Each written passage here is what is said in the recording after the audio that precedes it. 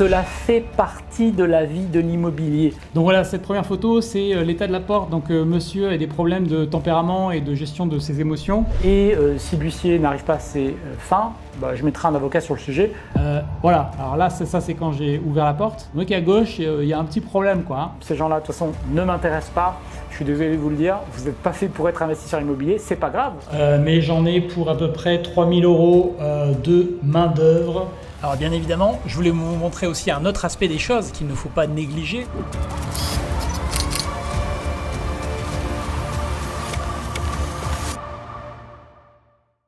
J'ai hésité avant de faire cette vidéo, mais je pense que je dois la faire parce que je dois vous expliquer ce qui s'est passé avec cet appartement. Le but de cette vidéo n'est pas de déclencher les trolls dans les commentaires pour qu'ils viennent me dire que c'est bien fait, que c'est normal, que le monde va mal et que tout le monde déprime. Le but, au contraire, c'est d'expliquer la réalité des choses aux investisseurs parce que moi, je m'adresse aux gens qui veulent avancer, pas aux gens qui veulent commenter. Si vous voulez investir, voilà le genre de choses qui peut arriver tôt ou tard. C'est la première fois en 15 ans que ça m'arrive, mais je vous explique comment ça s'est passé et comment dépasser ce genre de problème avec cette personne qui a détruit l'un de mes appartements.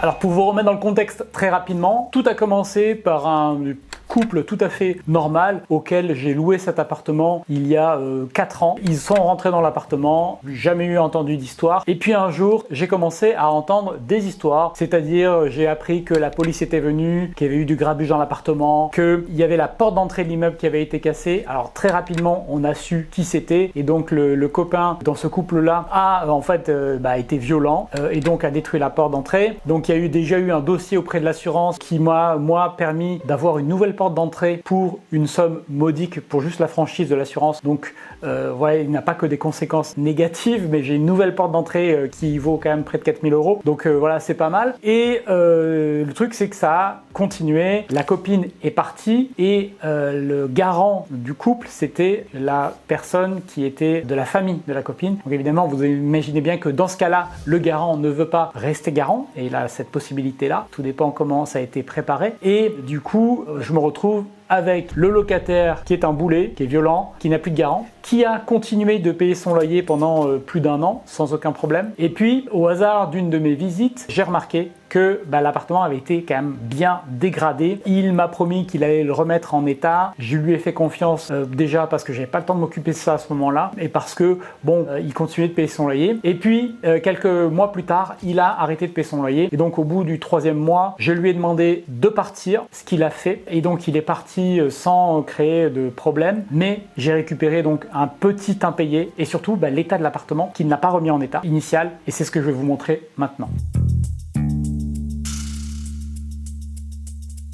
Donc là voilà, ça c'est l'appartement tel que je l'ai mis en location quand le locataire est rentré. Donc bon, la salle de bain était dans son jus à l'ancienne, mais c'était propre et rien n'était évidemment cassé. Il y avait l'ancien évier, voilà, tout ce qui est plus classique et ça marchait plutôt bien. Et surtout voilà, il n'y avait pas aucun mur avec des trous ou avec quoi que ce soit. Il y avait toujours le petit extérieur, le coin cuisine qui était là, qui était pareil, ancien mais bien. C'est vrai que c'est un appartement qui est un petit peu sympa pour un studio de centre-ville parce qu'il y a un petit extérieur, donc ça c'est plutôt cool. Voilà, puis il y avait une mezzanine, voilà, et donc tout cela a un petit peu disparu avec mon locataire à problème, parce qu'on va voir les photos juste après de comment il me l'a rendu.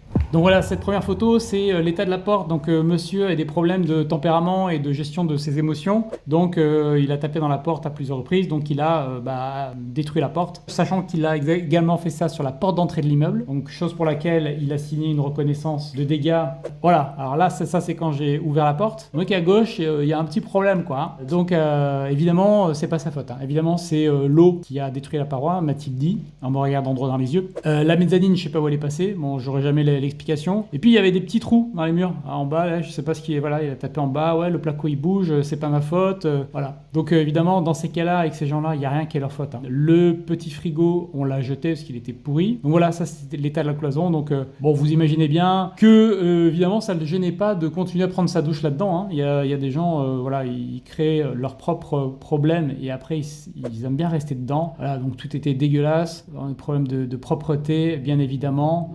Les portes cassées, voilà. Et voilà, la belle petite douche avec fenêtre sur l'extérieur. Donc voilà, en comparaison avec l'état dans lequel il a pris l'appartement il y a 4 ans. Je devais refaire la salle de bain comme elle était ancienne dans tous les cas. Après, le reste de l'appartement était plutôt propre. Du coup, on en a profité pour tout refaire. Évidemment, on en a profité pour isoler les parois des murs, tout casser, refaire un placo propre, refaire des peintures propres et puis repartir de zéro sur une bonne base, sur voilà une paroi qui était isolée avec avant du polystyrène. On a refait ça propre et du coup, l'appartement est nickel. Bon, il est temps de découvrir l'état de cet appartement. C'est parti, allons voir ça.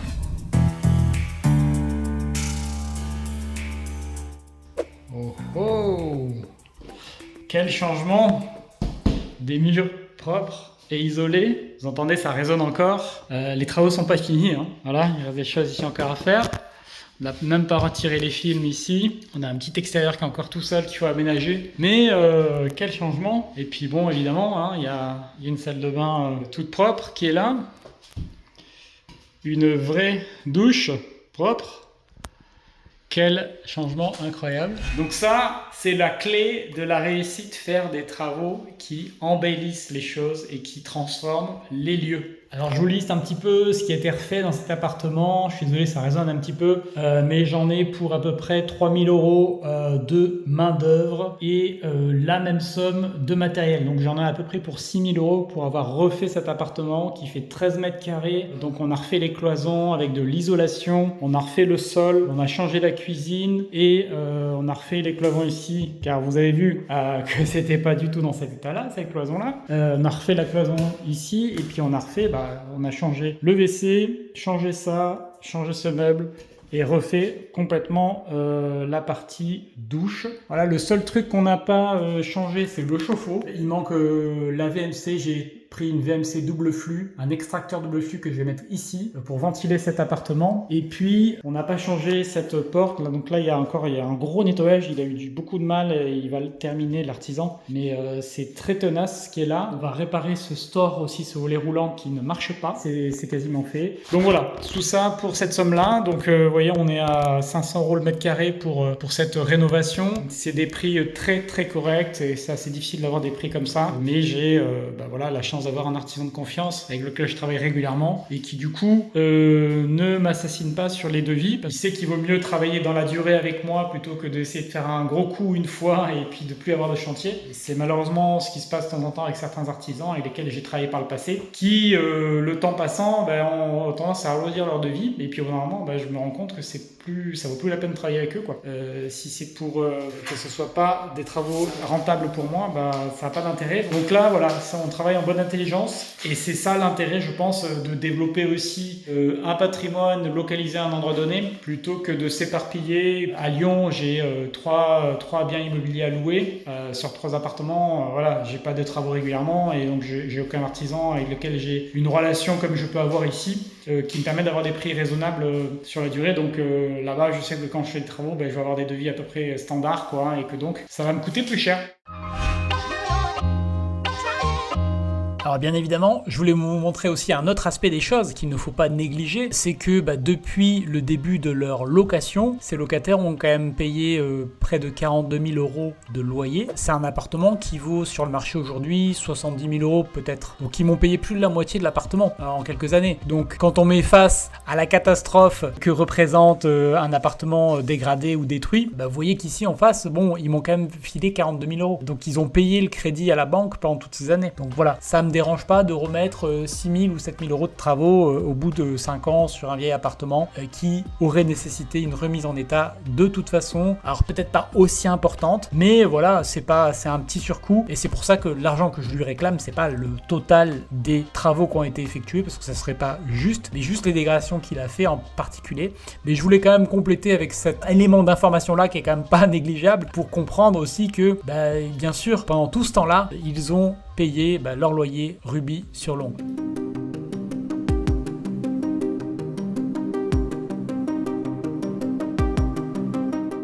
Donc voilà, en conclusion de cette vidéo, vous avez compris que mon but, c'est de former les investisseurs immobiliers à la réalité du terrain. Et ce genre de cas est extrêmement rare, mais ça arrive. Et donc voilà, ça m'est arrivé. Vous avez vu, c'est une succession d'événements. C'est comme quand on prend, je sais pas, le crash d'un avion, ça arrive pas tous les jours. Et quand ça arrive, c'est vraiment que toutes les sécurités n'ont pas été respectées et ont sauté les unes après les autres. C'est exactement ce qui m'est arrivé dans ce cas-là. Ce que je voulais vous montrer aussi dans cette vidéo, et je voudrais terminer là-dessus, c'est que ce genre d'événement ne doit pas vous arrêter. Cela fait partie de la vie de l'immobilier. Évidemment, c'est beaucoup plus simple à gérer quand on a un parc avec 5, 10, 15, 20 ou 40 ou 50 biens comme moi, de gérer alors un problème sur un appart. En plus, c'est un tout petit qui était de toute façon en état un peu usagé et que je n'avais pas encore refait depuis que j'avais acheté cet immeuble. Donc bon an mal an, je vais pas dire que je suis content que ce soit passé comme ça, mais au final, c'est mineur pour moi, c'est très mineur. Mais je sais que l'histoire va vous faire réagir, va vous plaire. Je pense que vous avez envie d'entendre la réalité de ce qui se passe et pas juste vous allez devenir millionnaire en 6 mois sans rien faire, parce que la réalité, c'est que ce genre de choses arrive parfois, il y a des galères qui arrivent parfois et le but, c'est que ce genre de nouvelles négatives, ce genre de galères ne deviennent pas insurmontables pour vous et que vous puissiez voir, et c'est pour ça que je vous le montre, que en fait, on peut facilement rebondir, résoudre ce genre de problème. Bien sûr, c'est plus simple quand c'est sur un petit appartement et bien sûr, c'est plus simple quand vous êtes préparé, quand vous savez ce que vous faites. Le cas que je vous ai présenté aurait pu déraper assez facilement. Il aurait fallu que, par exemple, au lieu de lui demander directement de partir, d'aller le voir, de le confronter, de le chercher, il aurait fallu que je me dise tiens, je vais faire appel à la justice, que je passe avec un huissier, avec un avocat pour essayer de résilier le contrat, tralali, tralala, tout le blabla habituel. Ça aurait pu très bien déraper à cause de ça et me générer énormément de frais pour avoir aucun résultat et tout ça au bout de plusieurs années. C'est comme ça que vous voyez des gens commenter sur les réseaux j'ai mon locataire qui est parti au bout de 3 ans, etc. Non, soyez malin, soyez pragmatique, soyez pratique. Je lui ai proposé de partir, il a accepté, très bien, on s'arrête là, pas besoin de partir dans des délires. Par contre, je lui demande maintenant de payer. Il a plus de 3 000 euros de frais à payer et donc ça par contre, il y a un huissier qui est sur le sujet et si l'huissier n'arrive pas à ses fins, je mettrai un avocat sur le sujet, rien que par le principe. Donc voilà, ça, l'histoire n'est pas terminée pour moi.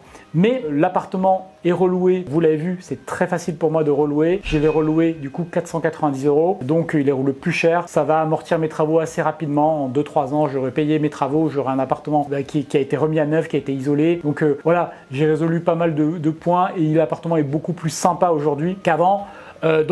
Voilà, bon an mal an, je m'en sors pas trop mal et je peux le faire parce que voilà, j'ai un volume, parce que je sais comment faire, parce que j'ai les artisans qui me permettent d'être réactif, de faire ça à un coût raisonnable. Bien sûr, si ça vous arrive, c'est votre seul appartement, que vous ne maîtrisez pas le sujet, que vous recevez des devis d'artisans, ça va être une situation qui peut, encore une fois, dégénérer. Vous rajoutez 2 ans pour libérer le bien, vous prenez une grosse facture travaux. Du coup, c'est pour ça que des gens se retrouvent vraiment en difficulté parce qu'ils ne savent pas gérer les choses. Donc, je vous ai montré tout ça pour cette raison-là. J'espère que ça vous a plu, que ça vous a intéressé et évidemment, il y a des gens qui vont en profiter pour cracher sur l'immobilier, sur les locataires, sur tout ceci, sur tout cela. Ces gens-là, de toute façon, ne m'intéressent pas. Je suis désolé de vous le dire. Vous n'êtes pas fait pour être investisseur immobilier. C'est pas grave. Tout le monde n'est pas fait pour ça. Faites autre chose. En tout cas, le but, c'est de pouvoir construire votre liberté financière. L'immobilier, c'est un des moyens et ce genre de choses arrive parfois. Première fois en 15 ans que ça m'arrive sur mon patrimoine et bien évidemment, j'ai appris de cela et ça va me permettre d'adapter un petit peu ce que je fais pour m'en prémunir davantage. Portez-vous bien et je vous dis à très bientôt.